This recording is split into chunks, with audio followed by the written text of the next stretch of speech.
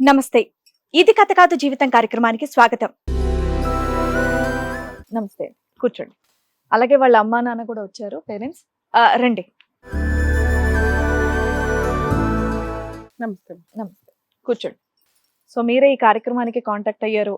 So మీ problem గురించి కొంచెం director గారు కూడా చెప్పారు. మీరు మీ నోట్ ద్వారా క్లియర్ గా చెప్తే మాకు అర్థమవుతుంది అసలు ఏంటి సమస్య అనేది. నేను ఒక ప్రైవేట్ బ్యాంక్ మేనేజర్ని. ఓకే. ఏంటంటే మా మమ్మీ వాళ్ళు అరేంజ్ మ్యారేజ్ చేశారు నాకు. హ్యాపీగానే మ్యారేజ్ చేసుకున్నాను, నచ్చే చేసుకున్నాను. ప్రజెంట్ చేసుకున్న తర్వాత విత్ ఇన్ 1 week లోనే తను బిహేవియర్ మొత్తం చాలా. మీ వయసు ఎంత ఉండొచ్చండి అప్పుడు? అప్పుడు madam 28 madam. 28. Okay. 28 years ma'am. ఇప్పుడు ఏంటంటే తను మ్యారేజ్ చేసుకున్న తర్వాత మ్యారేజ్ చేసుకున్న 10 minutes నుంచి టోటల్ బిహేవియర్ అంతా మారిపోయేది. మీకు మీరు అరేంజ్ మ్యారేజ్ అన్నారు కదండి, ఎస్ మ్యామ్. ఆ సంబంధాలు చూసిన తర్వాత ఎంత కాలానికి మీకు పెళ్ళయింది? 2 months ఉంది ma'am gap. 2 months gap. 2 months 2 gap months ఉంది. లో మీరు మాట్లాడుకోవడం లాంటిది ఎస్ మ్యామ్, మాట్లాడుకున్నాం మ్యామ్. అప్పుడప్పుడు కూడా కాల్స్ చేసేది, మాట్లాడేది, ప్రాబ్లం ఏమి ఉండకపోయేది. అప్పుడు బాగానే మూవ్ అయ్యాం. సార్ మీరు ప్రైవేట్ బ్యాంక్ మేనేజర్, ఆవిడేం చేస్తారు? ల్యాబ్ టెక్నీషియన్ మ్యామ్ తను. మమ్మీ వాళ్ళు మ్యారేజ్ చేసుకున్న తర్వాత పెళ్లికి ఎంగేజ్మెంట్ కు ముందు మధ్యలో మీరిద్దరు మాట్లాడుకున్నారా? మాట్లాడుకున్నాం సార్. అప్పుడేమి మార్పు ఏం కనిపించింది? మార్పు ఏం కనిపించదు. అప్పుడు చూస్తే చాలా ప్రేమగా మాట్లాడినట్టే కనిపించేది. అప్పుడు బాగానే మాట్లాడేది. తర్వాత మ్యారేజ్ అయిన మరుక్షణమే టోటల్ యాటిట్యూడ్ చేంజ్ అయిపోయింది టోటల్ గా. పెళ్లికి ముందు ఎలా మీతో అయితే మాట్లాడిందో, సంబంధం కుదిరిన తర్వాత పెళ్ళైన 10 నిమిషాలకే చేంజ్ వచ్చింది. టోటల్ ఫంక్షన్ హాల్ లోనే మొత్తం మారిపోయింది మ్యామ్. ఫంక్షన్ హాల్లోనే కనిపించడానికి కారణం కారణం ఏంటంటే తను యాక్చువల్ గా లుక్ గానీ చూడడం గానీ ఒక కూల్ గా ఉండేది. కోపంగా చూడడం గానీ ఆ యాటిట్యూడ్ డిఫరెంట్ గా అనిపించేది నాకు అక్కడ అప్పటికే. మ్యారేజ్ ఎంజాయ్ చేయడానికే సరిపోద్ది. ఆ 2 days హడావుడి, ఫంక్షన్స్, మీ రిసెప్షన్స్ ఇవన్నీ ఉంటాయి. ఫంక్షన్ హాల్లోనే మారిపోయింది. ఇష్యూ చిన్న గొడవ కూడా జరిగేది మేడం అక్కడ. ఎలా స్టార్ట్ అయింది మీకు? ఎలా ఎప్పుడు అనిపించింది ఇలాగా? అంటే అదే రోజు నాడు నార్మల్ గా ఫోటో షూట్ అవుతుంది కదా మేడం. ఆ ఫోటో జరుగుతున్నప్పుడే ఒక లంచ్ చేద్దామని చెప్పేసి చాలా మంది వెయిటింగ్ అని అంటే కూడా వాళ్ళ రిలేటివ్స్ అందరు రావాలి, అందరు అయిపోయేంత వరకు నువ్వు లంచ్ చేద్దని చెప్పేసి డిమాండ్ చేయడం స్టార్ట్ చేసింది అప్పటికే. ఆఫ్టర్ లంచ్ తర్వాతనైనా మనం దిగేద్దాం, ఫోటో ప్రాబ్లం ఏముంది అని చెప్పేసి నేనంటే తను అప్పటికే ఫుల్ డిమాండ్ చేయడం స్టార్ట్ చేసింది. నేను కొంచెం ఇబ్బంది పడ్డాను అప్పటికి. సరే అది ఏదో చిన్న కొత్త కామన్ గా అవుతూ ఉంటది కాబట్టి వాళ్ళ చుట్టాలందరూ వచ్చాక ఫోటో దిగాక భోజనం చేద్దాం అని ఉంటది, చేద్దాం అనుకున్నాను. సరే ఆ ఇష్యూ అప్పటికి లైట్ తీసుకున్నాను మేడం. అంటే మెయిన్ టాపిక్ వచ్చేసరికి ఇక్కడ ఏంటంటే మ్యారేజ్ అయ్యి ఇంటికి వచ్చిన తర్వాత తను ఒక 2-3 days తర్వాత మామూలుగా వేములవాడ వెళ్దామని చెప్పేసి ఫ్యామిలీ మెంబర్స్ అందరం ఉన్నప్పుడు ప్లాన్ చేస్తే నాకు పర్సనల్ ప్రాబ్లం వచ్చింది, వేములవాడ ట్రిప్ క్యాన్సిల్ అని చెప్పేస్తే రిలేటివ్స్ అందరు ఎవరింటి వాళ్ళకి వెళ్ళిపోయారు, క్లోజ్ అయిపోయాది. ఇక్కడ ఈ మెయిన్ టాపిక్ ఇక్కడ చాలా ఇంపార్టెంట్ ఉంది. ఇక్కడ అయిపోయిన తర్వాత ఏమైందంటే తను కొన్ని రోజుల తర్వాత మళ్ళీ టెంపుల్కి వెళ్ళొద్దామని చెప్పేసి చెప్పేది. సరే వెళ్దామని చెప్పి వెళ్ళి వచ్చేసిన తర్వాత 2 daysకే మా వాళ్ళు ముహూర్తం పెట్టారు సంథింగ్. పెట్టిన తర్వాత అదే రోజు నాడు తాలిబొట్టు, మెట్టెలు టోటల్ అన్ని తీసేసి సెల్ఫ్లో ఇసిరేసేసింది మొత్తం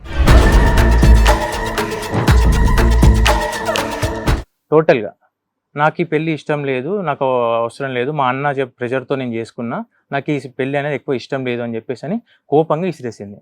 మా వాళ్ళకి నేను అప్పుడు చెప్పలేదు, కొత్త కదా ఏమేమన్నా డిప్రెస్ ఫీల్ అవుతుంది కావచ్చు అని చెప్పేసి. మరి ఇప్పుడు పెళ్ళయిన తర్వాత ఇంటికి వచ్చిన తర్వాత తను నార్మల్ గానే ఉందా, లేదంటే అన్ని విషయాల్లో కోపంగానే ఉందా? కోపంగానే మేడం, మాట్లాడలేదు ఎక్కువ. గంట నుంచి స్టార్ట్ అయిపోయింది. నాకు చాలా డ్రామా ఏదో ఆ 2 months లోనే నీకు క్లారిటీ ఇవ్వచ్చు కదా. పెళ్ళి తాళి కట్టించుకొని రివర్స్ అవ్వాల్సినంత అవసరం ఏమొచ్చింది వాళ్ళకి? ఏంటి మీకు తర్వాత రీజన్ తెలుసు?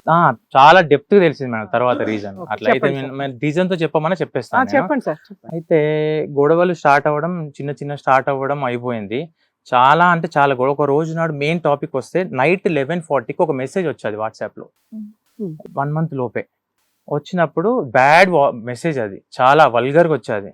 ఇది ఎవరు అని నేను అడగటం ఏమన్నారంటే ఎవరు నాకు తెలియదు అని చెప్పేసి టోటల్ మ్యూట్ అయిపోయింది, ఏం చెప్పట్లేదు, సైలెంట్ అయిపోయింది. అంటే మీరు ఫోన్ తీసుకొని చూస్తే కూడా ఆవిడ యాక్సెప్ట్ చేసిందా? చూడండి ఇచ్చింది. అసలు ఫోన్ ఇవ్వదు మేడం. మరి మీకు ఎలా తెలిసింది? అక్కడ నోటిఫికేషన్ వచ్చిన పైన కనబడుతుంది కదా మేడం, అప్పుడు మాత్రమే. అసలుకి పాస్వర్డ్ ఇవ్వదు నాకు. మెసేజ్ ఏంటో చెప్పగలరా? చెప్తానండి. తప్పే ఉంది. నువ్వు ఇలాంటి ఆంటీవని నాకు తెలియదు అని చెప్పేసి వల్గర్ మెసేజ్ వచ్చేదండి, సింగిల్. అర్థం కాలేదు ఏంటి, ఎవరు నువ్వు ఆ టైప్ ఆంటీవి అని చెప్పేసి నాకు తెలియదు అని చెప్పేసి అని వచ్చేది.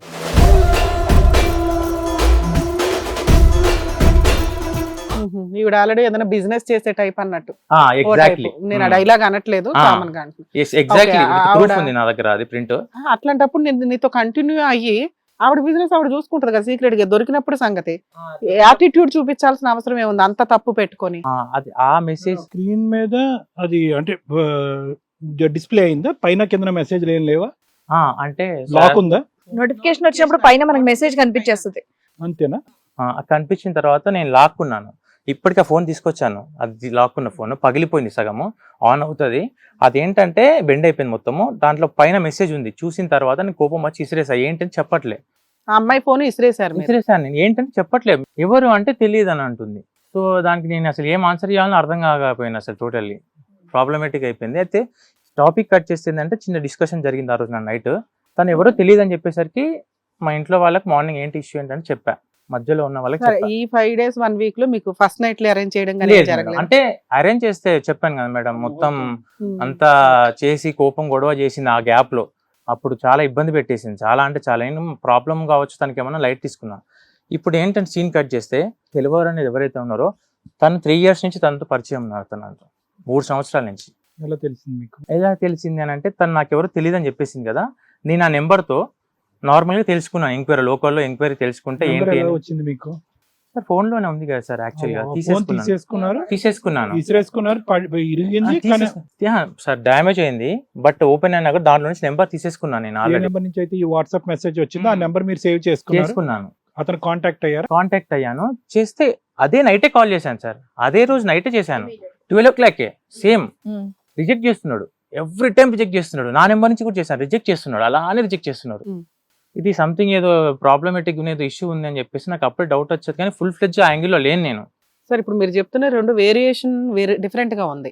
ఒకటి ఆ అమ్మాయికి ఒక లవర్ ఉండొచ్చండి, ఇంకొకటి ఆ అమ్మాయి ఫలానా బిజినెస్ చేస్తుందండి, అందులో ఒక కస్టమర్ రా అన్నట్టు మాట్లాడుతున్నారు. అయితే అతను ఒక్కడే కాదు, మొత్తం 4 ఉన్నారు.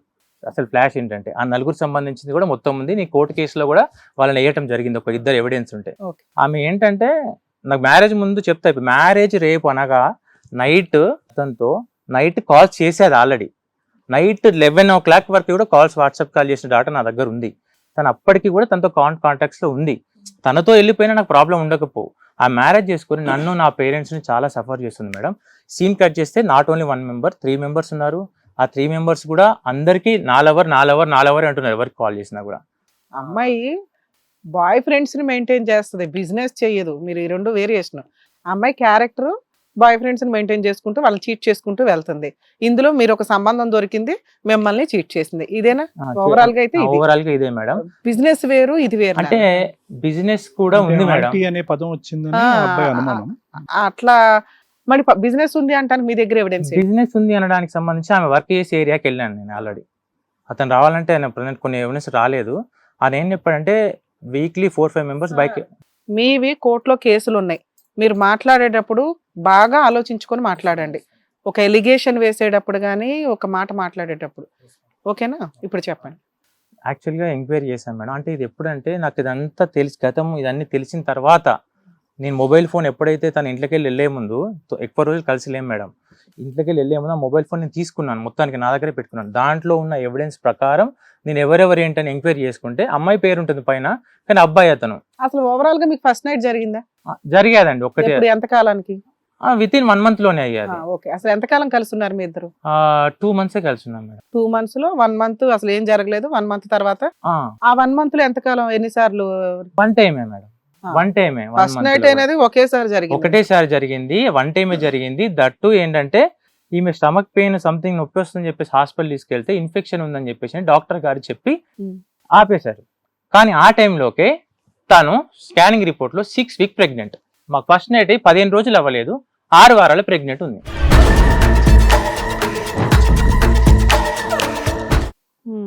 ఆ రిపోర్ట్ ఉందా మీ దగ్గర? ఆ స్కాన్ సంబంధించి ఉందండి. అది కోర్టులో కూడా సబ్మిట్ చేశాను నేను.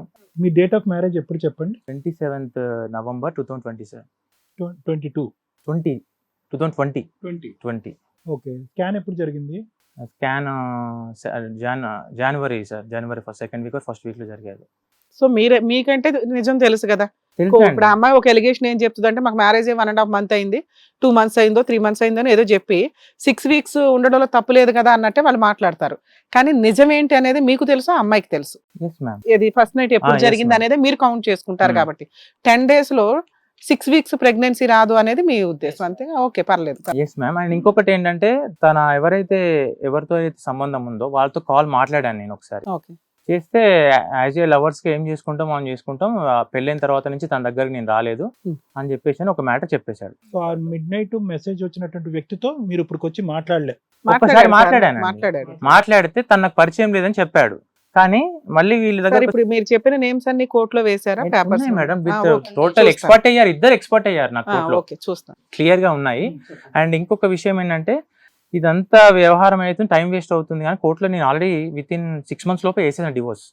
మీకు మ్యారేజ్ ప్లేస్ నుంచి తెలుసు అమ్మాయి బిహేవియర్ తేడా ఉందని, 2 days లోనే తెలుసు ఒక ఫోన్ నెంబర్ తోటి ఒక బూత్ మెసేజ్ వచ్చింది అని, 4th డేనే తెలుసు ఆ అమ్మాయి క్యారెక్టర్లెస్, ఓ 4-5 members బాయ్ ఫ్రెండ్స్ ఉన్నారు అని.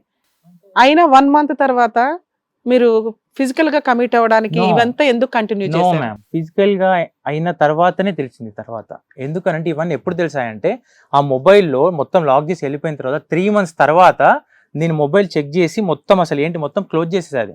యాప్ కానీ డాటా కానీ మొత్తం రీట్రైవ్ చేశాను. నేను రీట్రైవ్ చేసి మొత్తం ఒక 150 pages తయారు చేశాను. నాకు ఎప్పుడు తెలిసేది అంటే మేలో తెలిసేది నాకు మొత్తం డాటా. మే తర్వాత నేను జూన్ లో ఎవిడెన్స్ పెట్టి డివోర్స్ చేయడం జరిగింది. నాకు అప్పుడు తెలియదు.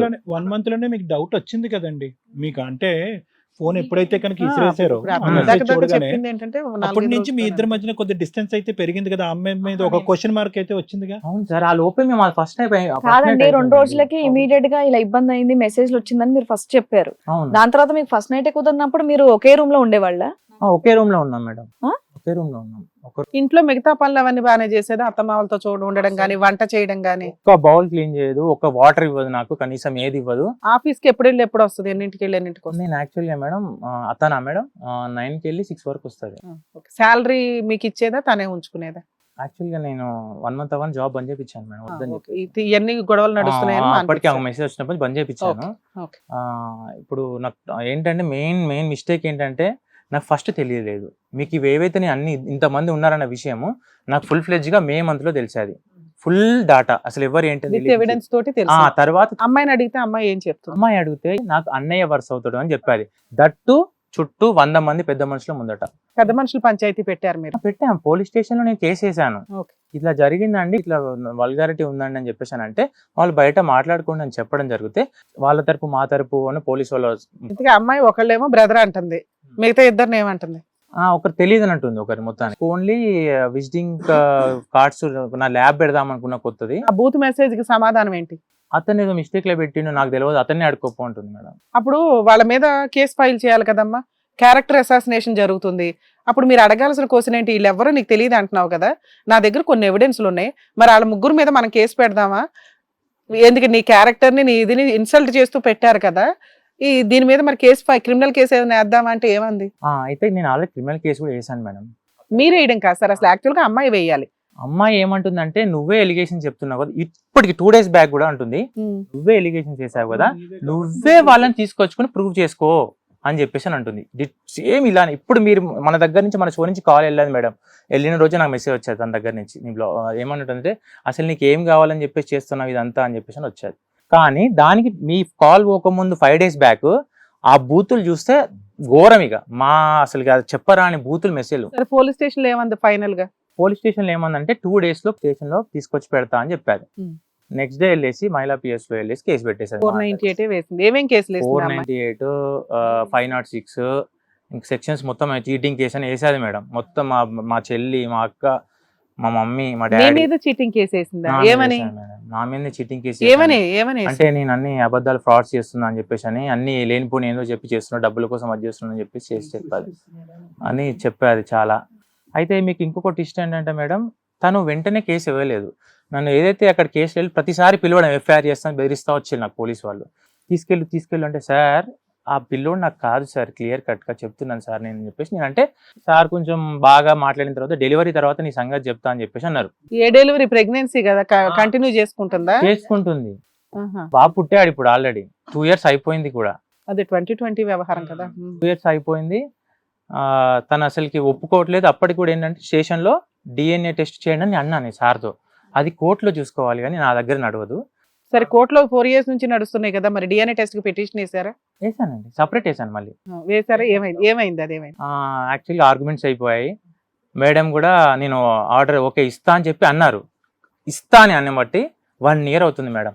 అదే కోర్టు ప్రొసీడింగ్స్ డిలే అవుతాయి కానీ మీరు పిటిషన్ అయితే వేశారు. చేశాను మేడం, విత్ ఎవిడెన్సెస్ చేశాను మేడం. ఇద్దరు ఆర్గ్యుమెంట్స్ ఉంది టోటల్ గా. Okay 4-5 months marital relation, 4 years నుంచి కోర్టు చోటు తిరుగుతున్నారు. అవునండి, సూపర్. చాలా సఫరింగ్. 1 and only son. నేను సార్ కేస్ పేపర్స్ ఇవ్వండి సార్. మేడం ఇది ఓన్లీ డిఎన్ఏ కేసు, అది మెయిన్ కేసు సార్ నాకు 498 ఒకసారి ఇవ్వండి సార్. అది నోటీస్ మాకు రాలేదు మేడం. ఇప్పుడు 3 years అయింది. FIR కాపీ ఇవ్వండి సార్. నెంబర్ ఉంది మా కేసు నెంబర్, కానీ నేను ఏం డాక్యుమెంట్స్ ఇవ్వలేదు వాళ్ళు.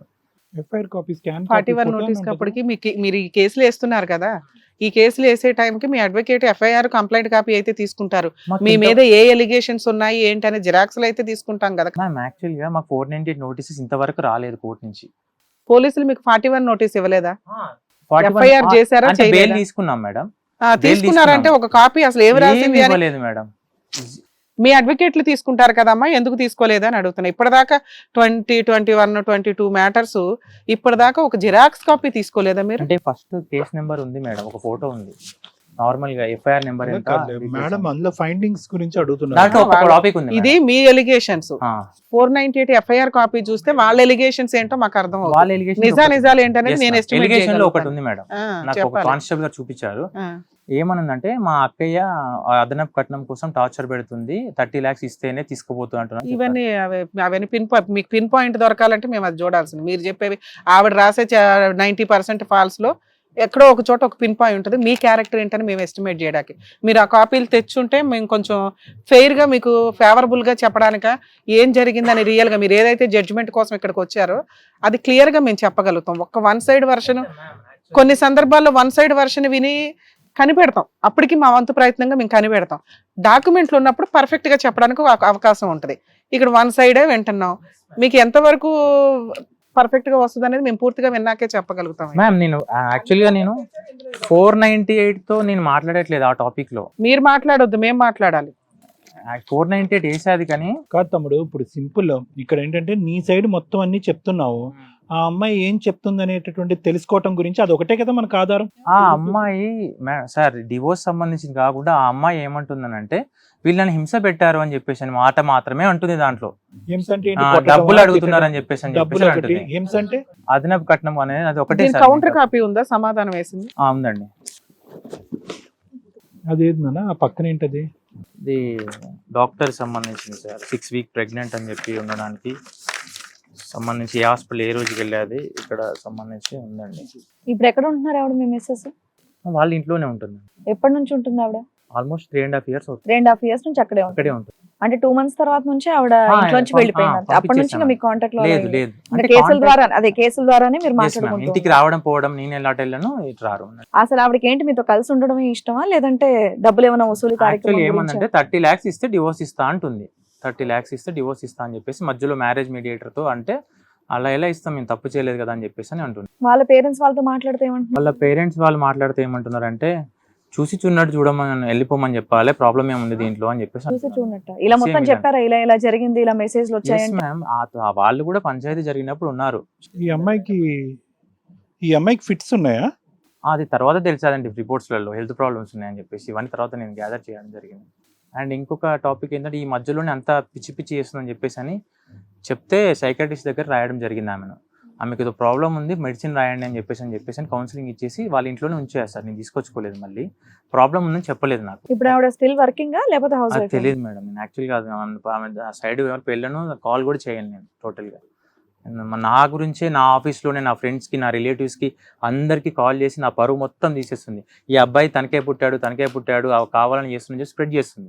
నేనేమంటున్నా, నాకు పుట్టలేదు, DNA చేస్తే వస్తుంది, అయిపోతుంది కదా, అన్ని క్లియర్ అవుతాయి. తనకు అంతమంది బాయ్ ఫ్రెండ్స్ ఉండగా పర్టికులర్ గా మిమ్మల్ని ఎందుకు పెళ్లి చేసుకోవాలి, ఏంటి రీజన్? అది నాకు ఇంకా అంటే యాక్చువల్గా ఏంటంటే తను ఆల్రెడీ మ్యారేజ్ దాకా వెళ్ళారు వాళ్ళ ఇంట్లో. నన్ను చేసుకునే ముందు అతనే చేసుకోవాల్సి వచ్చేది. యాక్చువల్గా ఏమైతుందంటే మేడం, నాకు ఆస్తి ఆయన ఇచ్చిన ఎవిడెన్స్ నా దగ్గర ఉంది. నాకు ఆస్తి లేదని చెప్పేసి నీకు ఇచ్చారు, యాక్చువల్గా నేనే చేసుకుందాం అనుకో చాలా ఫైట్ చేశాను, కానీ నాకు ప్రాపర్టీ ఏం లేదు, 0 ఉందని చెప్పేసి నిన్ను చేసుకోవాల్సి వచ్చింది బ్రదర్ అని చెప్పేసి నా దగ్గర వాయిస్ రికార్డ్ ఉంది. ఇది కోర్టులో పెన్ డ్రైవ్ ఇచ్చాను అండ్ ఇప్పుడు కూడా తీసుకొచ్చాను, నేను మెయిల్లో తీసుకొచ్చాను కూడా. మీరు ఎంత మీ ప్రాపర్టీ ఎంత, మీకు ఎంత వస్తుంది? ప్రాపర్టీ అంటే నేను నాకు ఎంత ఫుల్ ఉందా నేను కానీ ఒక అప్పర్ మిడిల్ క్లాస్ అబ్బాయిని మేడం. నేను అంతే ఒక చిన్న జాబ్ చేసుకుంటాను, పేరెంట్స్ తో ఉంటాను మేడం, అంతే. నేను ప్రైవేట్ బ్యాంక్ లో మేనేజర్ గా చేస్తాను. ఎంత శాలరీ వస్తుందండి మీకు? 30,000 వస్తుందండి. ఆ అమ్మాయికి ఎంత శాలరీ వచ్చేది అప్పట్లో? ఆ అమ్మాయికి శాలరీ కన్నా ఎక్స్పెన్సెస్ వేరే ఉంటుంది మేడం. మొత్తం 20,000 వరకు వస్తాయి తనకి. 20 లోకల్లో. మీరు ఉండేది ఓన్ హౌస్ ఓన్ హౌస్ ఏనండి. సో బేసికలీ మీ ఫైట్ ఏంటి శివ? నాకు అర్థం కాలేదు. అంటే మీ ఫైట్ ఏంటంటే ఆ అమ్మాయి వద్దు అనుకుంటున్నారు ఆబ్వియస్లీ. బిడ్డ కూడా నీ బిడ్డ ఒక్కటే చిన్న వాళ్ళ పేరెంట్స్ వాళ్ళ నాన్న అంటాడు పెళ్లి పెద్ద మనిషి తోటి, అబ్బాయి పుట్టిండు చూడనుకుంటా పోతే ఏమైతుందో అని అంటాడు సార్. సార్ ఇప్పుడు అదే నేను వచ్చే పాయింట్, కోర్టుల వరకు వెళ్లకుండా పెద్దల పంచాయతీలో కూర్చున్నప్పుడు ఆ అమ్మాయి వాదన ఏంటి, మీరేం అడుగుతున్నారు, ఆ అమ్మాయి ఏం కోరుకుంటుంది? వాళ్ళ వాదన ఏముందంటే అండి, అబ్బాయి ఉన్నాడు కాబట్టి యాక్చువల్లీ ప్రెగ్నెన్సీ ఉన్నప్పుడే పంచాయతీ జరిగేది, డెలివరీ కాకముందే. అదే డెలివరీ కాకముందే పంచాయతీ జరగడం జరిగింది. అప్పుడు అందరూ వాళ్ళ తరపున వచ్చిన వాళ్ళందరూ హెడ్ డౌన్ చేసుకుని వెళ్ళిపోయారు సింపుల్ గా. ఇప్పటికి కూడా వాళ్ళతో కాల్ మాట్లాడిస్తాము, ఆమె రాంగ్ అని చెప్పి ప్రూవ్ అయ్యాది. బట్ తెల్లారి వెళ్ళేసి వాళ్ళు 2 days లో తీసుకొస్తాను ప్రశాంత్ని క్లోజ్ చేశారు. ఆ పెద్దల సమక్షంలో కూర్చున్నప్పుడు ఇలాగ ఈ 6 వారాల పాటు మీకు ఏదైతే కొర్రీ ఏర్పడిందో ఈ రిపోర్ట్స్ బట్టి ఆ బిడ్డ నా బిడ్డ కాకపోయి ఉండొచ్చు అనేటటువంటి అంశాన్ని అక్కడ మాట్లాడారా సార్? యాక్చువల్ గా ఈ ఎవిడెన్స్ అనేది అప్పుడు దొరకలేదు మాకు. అప్పుడు దొరకలే. Total marriage pen drives, total medical records, నా టోటల్ ఫోటోస్ మొత్తం వెళ్ళేటప్పుడు పట్టుకుని వెళ్ళిపోయాది. సో ఈ పంచాయతీలో ఏ పంచాయతీలో కూడా ఆ బిడ్డ నా బిడ్డ కాదు, ఆ ప్రెగ్నెన్సీ నా వల్ల వచ్చింది కాదు అనేది అన్నాను నేను. కానీ అప్పుడు ఎందుకన్నారు మీ దగ్గర? ప్రెగ్నెంట్ లేదు, ప్రూఫ్ లేదు నా దగ్గర. ఇందాకే కదా అయ్యా ఉందన్న, మీరు తర్వాత వచ్చిందంట మేడం. మేడం యాక్చువల్ గా మొబైల్లో పాస్వర్డ్ హ్యాకింగ్ చేసి కష్టపడి చూస్తే వచ్చాది మేడం అది. అంటే ఈ రిపోర్ట్స్ అన్ని కూడా మీరు లేకుండా అయినాయా? అవునండి, ఈ స్కాన్ రిపోర్ట్స్ అన్ని నా దగ్గర ఒరిజినల్ లేదు ఇప్పటి వరకు. ఒరిజినల్ అవసరం లేదమ్మా, లేదు నా దగ్గర అసలు ఆ కాపీ తెలియదు నాకు ఆ కాపీ తెలియదు తెలియదు. సో ఈ వాదన అనేటటువంటిది ఈ ఎవిడెన్స్ తో ఒక్క పంచాయతీకి కూడా మీరు కూర్చోలేదు సార్, ఎందుకంటే అప్పటికి నేను కోర్టులో వేసేసాను. వేసినప్పుడు మరి వాళ్ళు ఊరుకున్నారా? మరి చాలా కోప్పడి ఉంటారు కదా, ఇదేంటయ్యా నువ్వు అమ్మాయితో పడుకుని నువ్వు ప్రెగ్నెన్సీ నా వల్ల కాదని ఆ మాట అంటే కనుక అవతల వాళ్ళు తట్టుకోరు కదా. నేను అప్పటికి కొన్ని వాట్సాప్ చాట్స్ తీసానండి. మా వాళ్ళు నేటివ్ ప్లేస్కి వెళ్ళారు. ఆ రోజు ఒకరికి మెసేజ్ పెట్టి నేను ఇక్కడే లొకేషన్ లో ఉన్నా వచ్చేసే అని చెప్పేసి అని టోటల్ మా ఇంటి లొకేషన్ పెట్టేసింది. కొన్ని ప్రాబ్లమ్స్ కి సొల్యూషన్ కాలం డిసైడ్ చేస్తుంది. మీరు స్టార్టింగ్ లో చెప్పిన వర్షను నిజము అని మేము అనుకోవాలి అంటే నమ్మేసి ఉంటే మాక్సిమం 6 months 1 year 1.5 years 22 కన్నా అమ్మాయి మ్యాటర్ సెటిల్ చేసుకుని దుకాణం సర్దుకొని వెళ్ళిపోయేది మీరు ఇచ్చిన కాంపెన్సేషన్తో. 4 years నుంచి నాకు ఇదే భర్త కావాలి అని కంజుగల్ లైఫ్ కోసం అట్లా కూర్చోవాల్సిన అవసరం అమ్మాయికి లేదు. కావాలి అనట్లేదు మేడం, నన్ను ఇప్పుడు దాకా ఏదో ఒక సెటిల్మెంట్ అంటే 30 లక్షలు ఇచ్చేంత కేసులు ఇక్కడ లేవు ఇప్పుడు ఈ రోజుల్లో. కేసును బట్టే డిపెండ్ అయ్యి ఉంటుంది ఎక్కడైనా కానీ. మెయింటెనెన్స్ ఏమైనా ఆర్డర్ అయిందో బాబుకి కానీ కనుక కానీ ఇంకా ఎంసీ వేయలేదా? ఎంసీ వేయలేదా? ఏమేం కేసులు పెండింగ్ ఉన్నాయి? అమ్మాయి వేసిన 498, మీరు వేసిన డైవర్స్ కేసు అంతే మేడం, అంతేనా? వేరే లేవు. అమ్మాయి డొమెస్టిక్ వైలెన్స్ గానీ ఎంసీ గానీ వేయలే?